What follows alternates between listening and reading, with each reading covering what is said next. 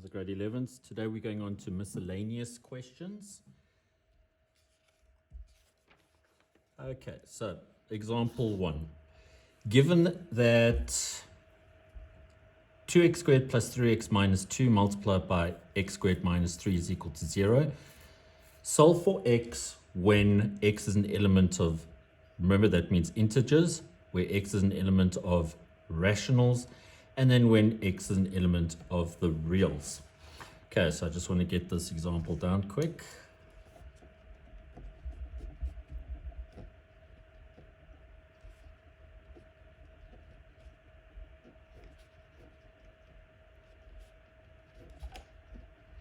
Okay, so what I want to do is I just want to solve for this first and see what we get. So first of all, what we have there is we have a trinomial, which we can factorize. And if you factorize it, you should get 2x minus 1, x plus 2. So that's factorized that trinomial. And then over here, we've got x squared minus 3, and that's equal to 0. Okay. So what I'm going to do is I'm going to solve for each one of these things. Remember, we've got something times something equals 0. So I can set each one of them equal to 0 and then solve.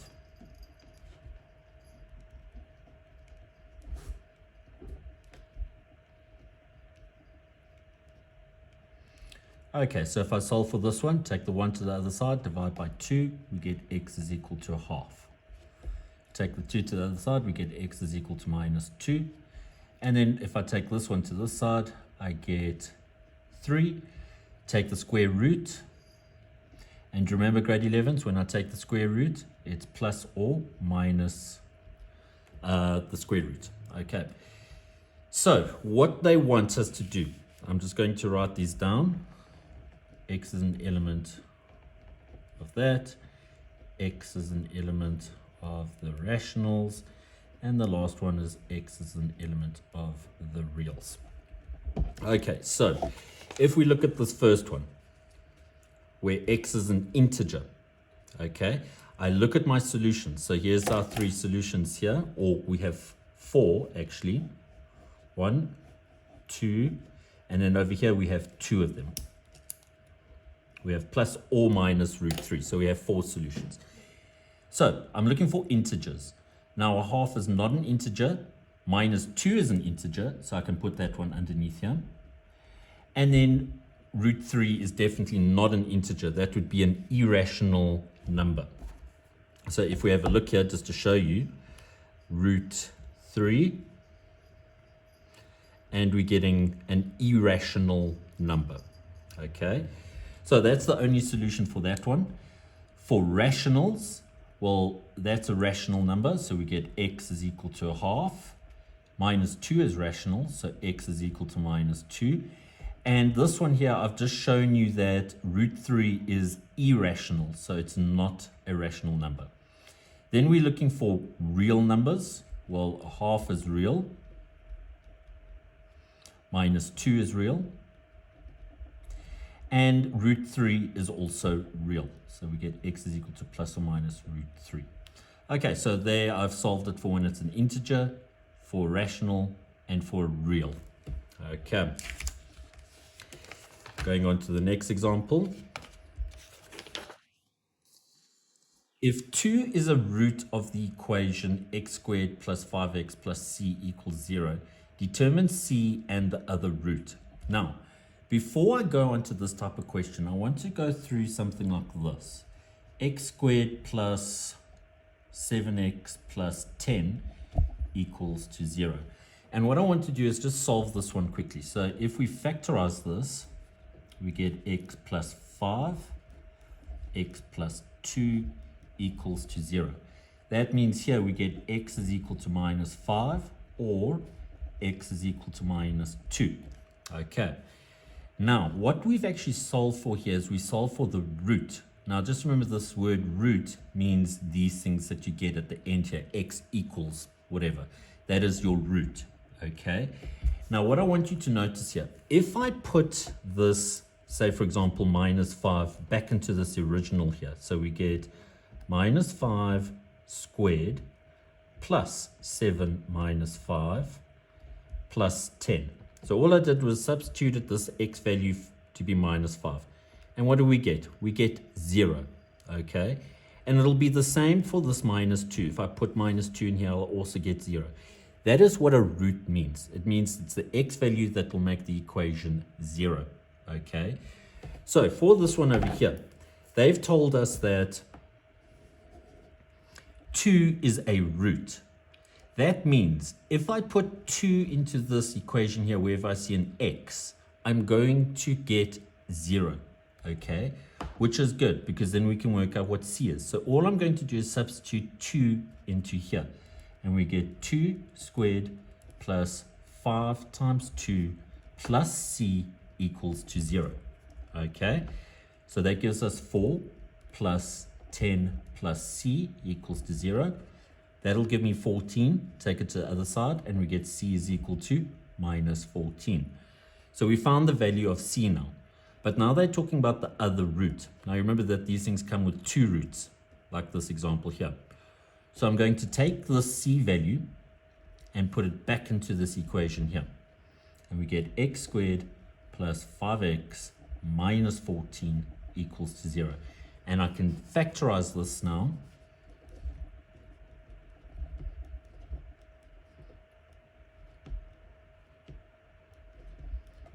And then I can solve. So x is equal to minus 7 or x is equal to 2. Now, this one we expected. They told us that 2 was a root. So we've got that one. So the other root is that x is equal to minus 7. Right, example 3. Determine the quadratic equation ax squared plus bx plus c equals to 0 if the roots are minus 3 and a half. So what I want to do is I want to come back to this example that I did over here. Okay, so I'm just going to rewrite that because you guys have seen it already.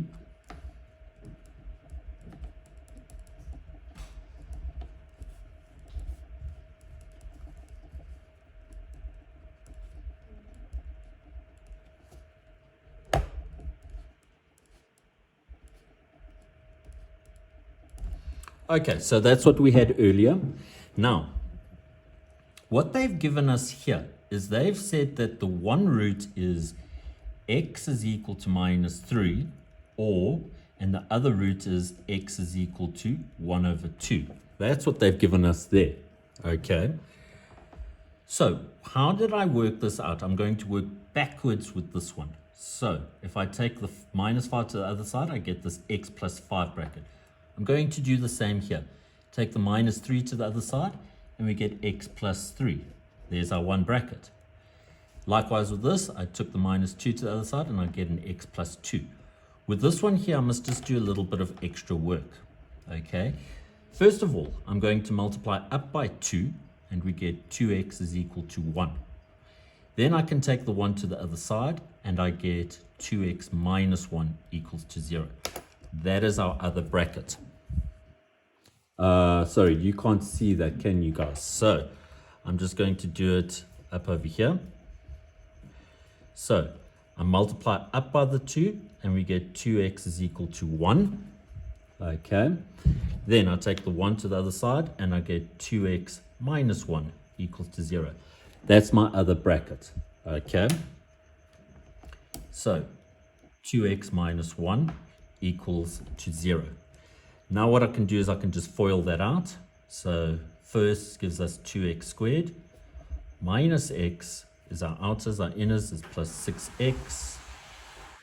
And then the last is minus 3 equals to 0. Get like terms together, and we get 2x squared plus 5x minus 3 equals to 0. And we have found the quadratic equation ax squared plus bx plus c. There it is there. Okay.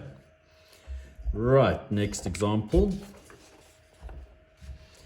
Discuss the nature of roots of the following equation. Now, I'm going to go back a slide. We did it the other day, where you guys took this down, and they're talking about the nature of roots. Okay, so delta is equal to b squared minus 4ac. That is going to help us find out what our nature of roots are. Minus 4ac. Now you remember your general equation, ax squared plus bx plus c. Your a is the value in front of the x squared. So our a value here is equal to 1. Our b value is in front of the x, so our b here is 2. And our c is our constant, so our constant term here is not 5, grade 11s, it's minus 5. All I'm going to do is substitute our a, our b, and our c into delta, and then I can work out what our discriminant is. So we get 2 squared minus 4, a is 1, c is minus 5. So if we calculate what that is, we can just use a calculator. 2 squared minus 4 times 1 minus 5. And we get 24. So now what I'm going to do is I'm going to look at this number that we've got and discuss what the roots are. So first of all, so just remember what we've got there. We've got 24. So is 24 greater than 0? Yes, it is. So we have distinct real roots. Is it equal to 0? No, 24 is not equal to 0. Is it less than 0? No, it's not. And is it a perfect square? 24 is definitely not a perfect square. So the one we're looking at is 2 distinct real roots. And that is how we discuss the nature of roots. So, therefore, roots are real and distinct. Now, just remember what that means. It means that you're getting 2 different roots. For example, like this over here. You're getting 2 different roots. Okay? Right, so next example, none. All right, cool. So for homework, exercise 2.8 for me, please, grade 11s. Thank you.